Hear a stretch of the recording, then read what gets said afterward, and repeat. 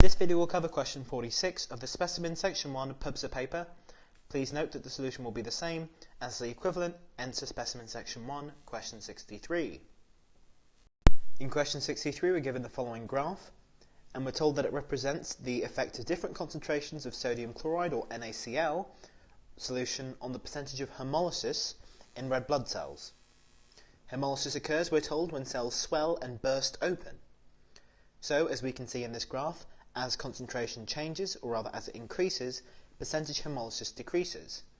Before we get to the question, which is asking us about what the effect of changing the concentration would be, we should first understand why it is that haemolysis occurs at all as we change the concentration. Well, we have to understand that osmosis is the net movement of water down a water potential gradient.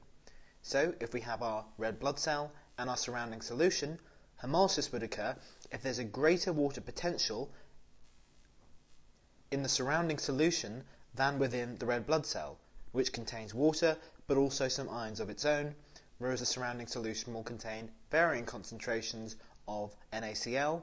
The higher the NaCl concentration, the lower the water potential and the lower risk of haemolysis, which is what we can see in our diagram.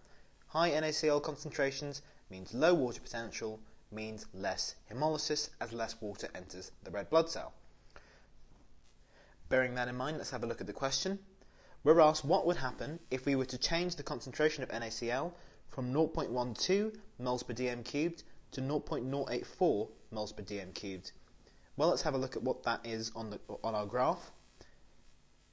We can see that there's roughly a 70% difference in the level of haemolysis between 0.12 and 0.084. So, using the wording of the question, if we were to reduce the concentration from 0.12 to 0.084, we would see a 70% reduction. We'd see an increase in haemolysis of 70%, as lower concentrations of NaCl increase the water potential and therefore increase haemolysis. So, as we can see, reducing the concentration of the surrounding solute leads to movement of water and swelling of the red blood cell. So we can have a look at our answer.